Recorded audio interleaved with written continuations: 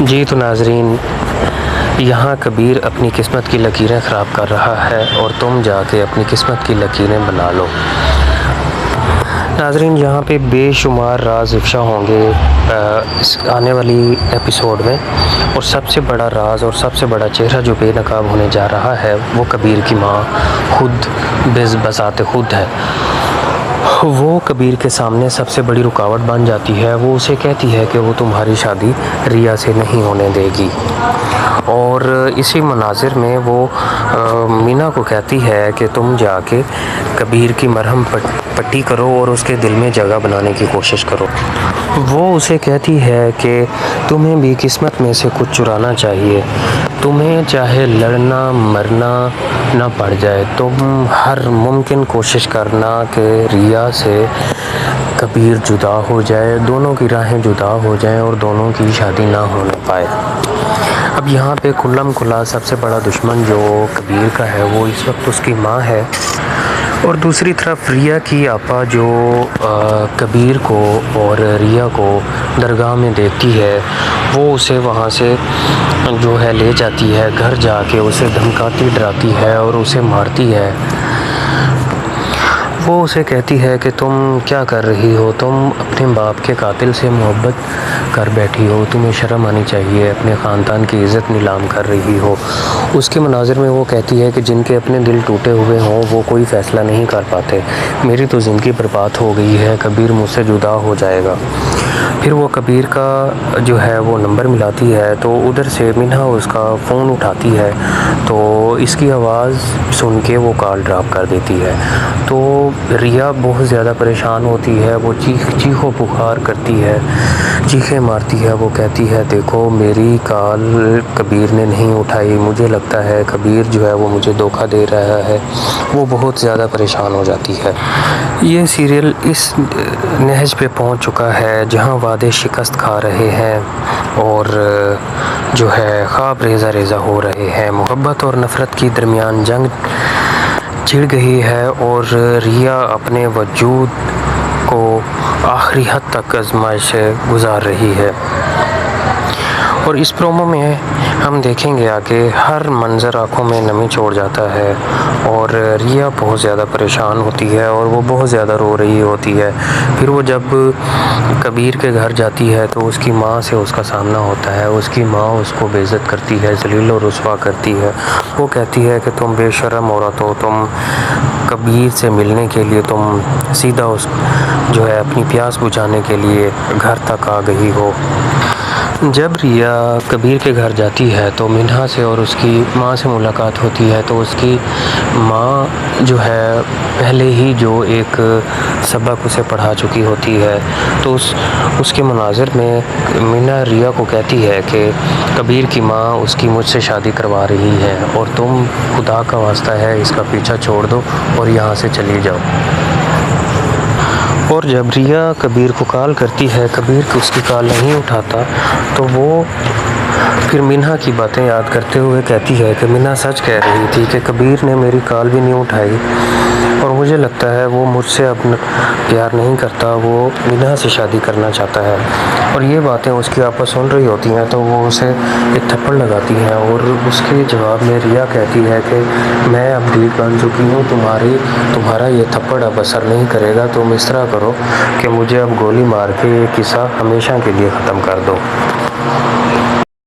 ہونے کو ہے اور چہرے بے نقاب ہونے کو ہیں، اور قسمت اپنا بے رحم فیصلہ سنانے کو تیار ہے۔ کیا محبت کی یہ آزمائش کسی نئی صبح کا آغاز بنے گی؟ تو جی ہاں ناظرین، میں ہوں گیپ ٹی وی اور آپ دیکھ رہے ہیں ڈرامہ سیریل من مست ملنگ۔ من مست ملنگ کی کہانی قسط نمبر 29 میں اپنے عروج پر پہنچ گئی ہے، جہاں وعدے شکست کھا رہے ہیں اور خواب ریزہ ریزہ ہو رہے ہیں۔ ناظرین، محبت اور نفرت کے درمیان چھڑی جنگ میں ریا اپنے وجود کی آخری حد تک آزمائش سے گزرنے کے لیے تیار ہے۔ وہاں کبیر کا درد بھرا اظہار اور ریا کی ٹوٹتی امیدیں ناظرین کو ایک لمحے کے لیے بھی پلکیں جھپکنے کو نہ دیں گی۔ اس پرومو میں ہر مکالمہ تلوار کی طرح دل میں اترتا ہے اور ہر منظر آنکھوں میں نمی چھوڑ جاتا ہے۔ تو ناظرین، یہ قسط کچھ اس طرح سے شروع ہوتی ہے۔ کبیر اور اس کی ماں آپس میں بحث و مباحثہ کر رہے ہوتے ہیں۔ اس کی ماں کبیر کو کہتی ہے کہ تم ریا کو بھول کیوں نہیں جاتے؟ ریا تمہاری قسمت میں نہیں لکھی ہے۔ تو اس کے جواب میں کبیر کہتا ہے کہ یہ میری بچپن سے ہی یہ میری قسمت میں لکھی گئی ہے۔ میرے ہاتھ کی لکیریں کوئی نہیں مٹا سکتا۔ کسی کا باپ بھی میری اور ریا کے درمیان محبت کو نہیں ختم کر سکتا۔ اس کی ماں اس پہ غصہ کرتی ہے، تو اس نتیجے میں کبیر جو ہے وہ زور سے اپنے آپ کو زخمی کر لیتا ہے۔ جب اس کا ہاتھ زخمی ہوتا ہے تو اس منظر کو دیکھتے ہوئے منہا جا کے اس کے ہاتھ کی پٹی کرتی ہے اور کبیر کی ماں اسے کہتی ہے کہ تم کوئی بھی بہانہ اپنے ہاتھ سے مت جانے دو، ہر طریقے سے تم اسے پھنساؤ اور اس کی قسمت کی لکیریں اپنے طریقے سے ختم کرنے کی کوشش کرو اور اسے اپنی قسمت بنا لو۔ وہ اسے یہ کہتی ہے کہ کیا تم اندھی ہو گئی ہو محبت میں؟ کیا تمہیں وہی ملا تھا ہمارا سب سے بڑا دشمن، ہم سب کا قاتل، تمہارے باپ کا قاتل؟ تم ایسے کس طرح کر سکتی ہو؟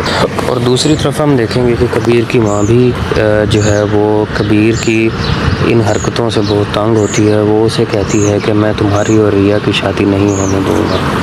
تو کبیر اپنی ماں کو کہتا ہے کہ میری قسمت کی لکیر میں ریا کا نام لکھا جا چکا ہے، میں اس سے محبت کرتا ہوں اور اس سے ہی شادی کروں گا۔ تو وہ ریا کی خاطر اپنی ماں کے سامنے کھڑا ہو جاتا ہے۔ اس کی ماں اسے کہتی ہے کہ تم اپنی اس قسمت کی لکیر کو مٹا دو، ایسا ہو ہی نہیں سکتا کہ میں تمہاری شادی ریا سے کر دوں گی۔ اس کی ماں کبیر کو کہتی ہے کہ میرے جیتے جی تو یہ کبھی ہو ہی نہیں سکتا کہ ریا اس گھر کی جذباتی بہو بن چکی ہے۔ میں اپنے جیتے جی ایسا کبھی بھی نہیں۔ 28 کے پرومو میں وہ فیصلے سامنے آ رہے ہیں جو کرداروں کی زندگی ہمیشہ کے لیے بدل دیں گے۔ ناظرین، فرید کی خاموشی اب بغاوت میں بدل رہی ہے اور مہین کے آنسو وہ سب چھپا نہیں پا رہے جو دلوں کو توڑنے آ رہا ہے۔ دوسری طرف سازشیں اپنا زہر پھیلانے لگی ہیں، رشتوں کے درمیان دراڑیں بڑھ رہی ہیں اور محبت بے بسی میں بدلتی جا رہی ہے۔ اس پرومو میں ہر منظر ایک سوال چھوڑتا ہے، کیا محبت قربانی مانگتی ہے یا صبر؟ کیا سچائی جیتے گی یا رشتے ٹوٹ جائیں گے؟ اداکاری ایک بار پھر لاجواب ہے۔ ناظرین، تیار ہو جائیے ایک ایسی قسط کے لیے جہاں ہر جذبہ، ہر فیصلہ کہانی کو ایک نئے سفر پر لے جائے گا۔ دیکھنا نہ بھولیے من مست ملنگ قسط نمبر 28 اور ہمارے چینل کو سبسکرائب کیجیے تاکہ سب سے پہلے آپ کو ریویو اس چینل پہ ملے۔